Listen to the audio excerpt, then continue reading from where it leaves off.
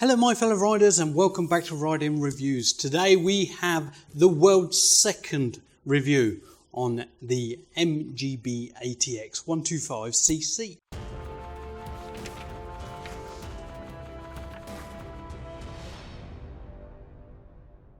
Hello my fellow riders and welcome back to Riding Reviews. As I said before, we are doing the world's second review on the MGB ATX 125cc. I did put out a test ride video earlier this week, so please watch that. There will be a link at the end of this video so that you can go and check that out if you want to. But Motors to the Masses beat me to it by a couple of days, but there you go.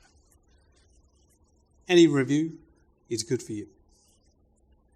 So we're going to do this the same way we normally do: spec, design, comfort and cost of riding.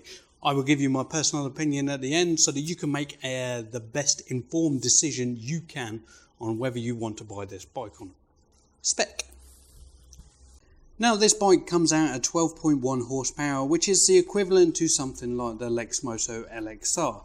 Now this does have a 5-speed wet clutch on it and gearbox, and so it's not going to be producing as much top end speed as, again, say the LXR. It does have hydraulic disc front and back, and it does have combined braking, which means that when you put your foot on the back brake, it sends 25% of that pressure to the front. It has LED lights all the way around, and the front lights are quite nice. They are projection headlights.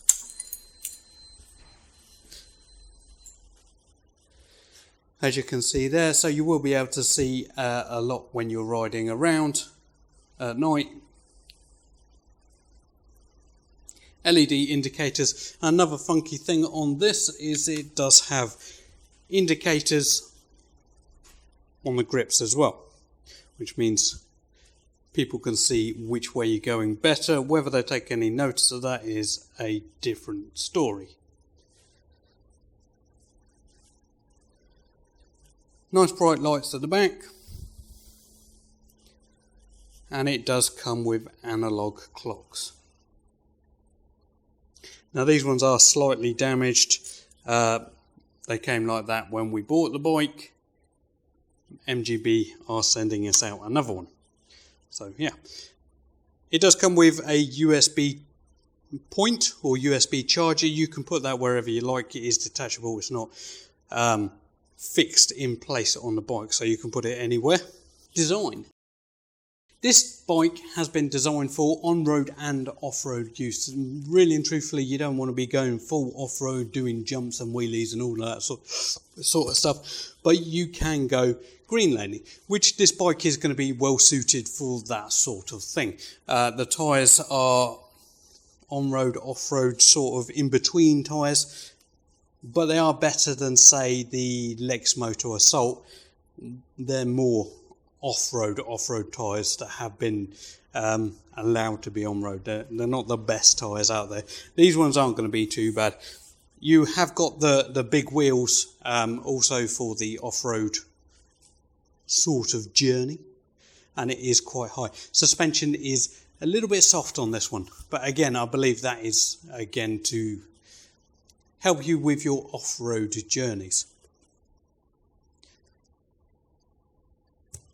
Also, the seat height is a little bit high. Now, this bike, as standard, does not come with top boxes, and it won't come with a rack.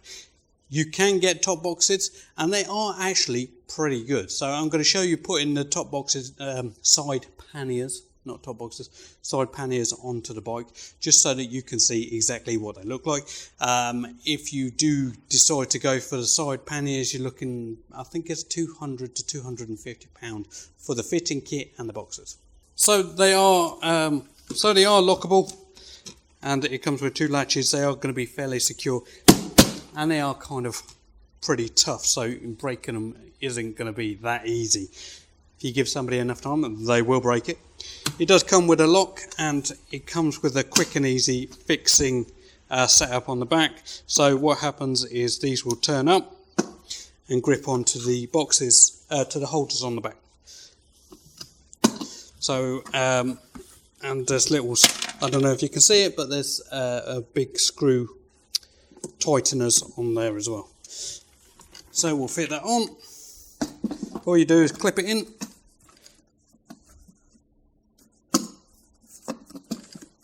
Push it back. Turn the metal clips on the rear, and they do lock in place, and then tighten up the internal screws.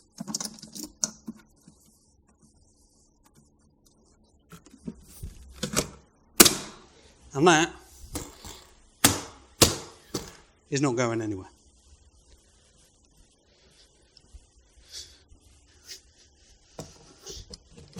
Now, I do like the way that they attach to the bike. I had the Pan-European with the side panniers, and really and truthfully, they were a bit of a faff to get on and off.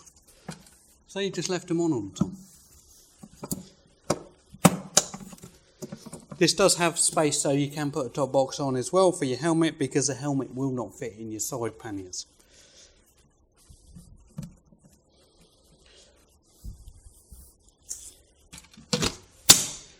As you can see, it only took me a couple of seconds to put them on. When you are chucking your leg over, the same with any bike, you're going to probably end up kicking these, so you'll want to make sure that they are secure on the bike.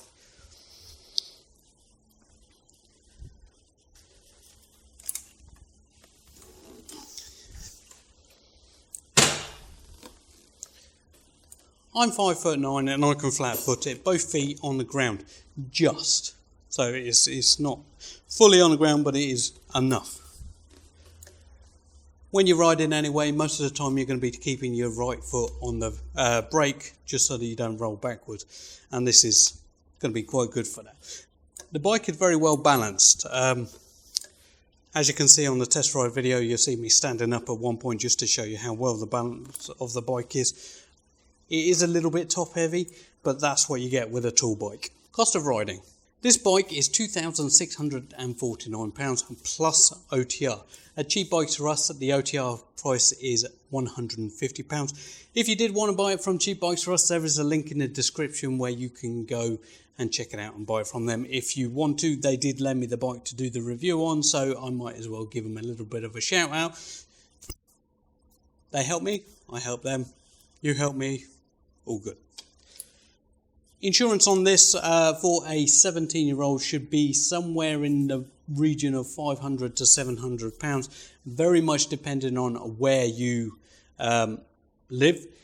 If you're far away from London, it's usually cheaper. If you're in London, it is massively more expensive. Quite a lot of the time in London, they're not going to give you fully comprehensive, and you will only be able to get third party only, depending which part of London you live in. Your first year's tax comes with the bike. Your second year's tax comes at £22. You do not have to have an MOT for 3 years, and servicing costs on this, you should be looking at doing a service twice a year at the cost of about £60 to £80, depending on where you go. If you did want to get insurance on this bike, there is a link in the description for Bikeshore and Lexham Insurance. If you go to them, then Riding Reviews does get a little bit of a kickback, and every little helps when it comes to making these videos. I don't get paid for them, so just trying to help you guys out.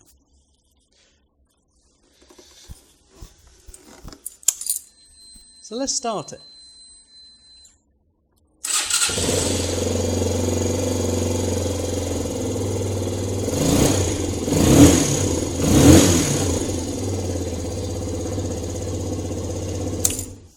So really and truthfully, what do I think about this bike, and should you go ahead and buy them?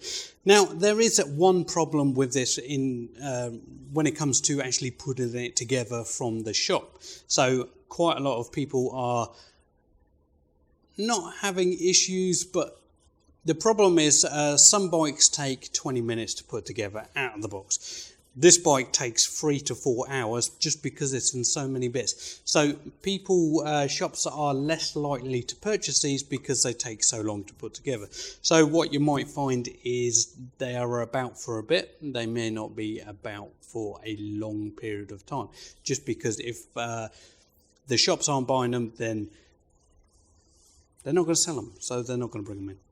I may be wrong, and they may do a couple of tweaks to the boxing situation, put more bits on it, so that when it does come to the UK and it has to be PDI'd, the PDI will take it an hour, 2 hours instead of 4. But anyway, that's a PDI mechanical take on this. The bike quality itself is really good. Those top boxes are also, side panniers, are also really good, high quality. They are plastic, they are not metal. If you did want to go metal, you are looking at a lot more money. Everything on this bike is kind of rugged. The plastic isn't cheap. It is really thick and it isn't brittle. The front mudguard again is really strong. You could have a couple of tumbles on this and I don't think, other than scratches, it's going to break it that much. Depends on the size of your tumble, really. The main thing about this that I'm not 100% on is the speed. So when I was going along, I was struggling to get 60 out of it. Once it's running a little bit, it's going to be able to go slightly faster, but I'm pretty sure that you don't want to tax it much over 60.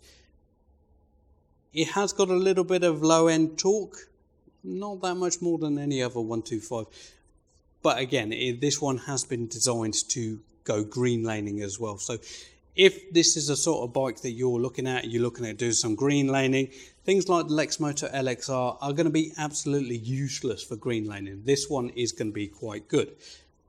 For out-and-out speed, no 125 is going to be super. But things like the Zontes and the Lexham are going to be better for higher speeds than this one is. It's just the gear ratios are slightly different. It's a little bit more retro because it has the analog clocks. Other than that, I think this will do really well for, as I say, somebody who wants to go green laning, somebody who wants to use it for commuting because of the top boxes, side panniers, and the top box, if you get one. So yeah. Thank you for watching my video. Hopefully you've enjoyed it. If you want to support the channel and you like my t-shirt, go to the merch store. There is a link in the description. All proceeds that come from my merch store will go to supporting this channel and hopefully getting bigger in the future. We have just hit another milestone of 6,000 subscribers.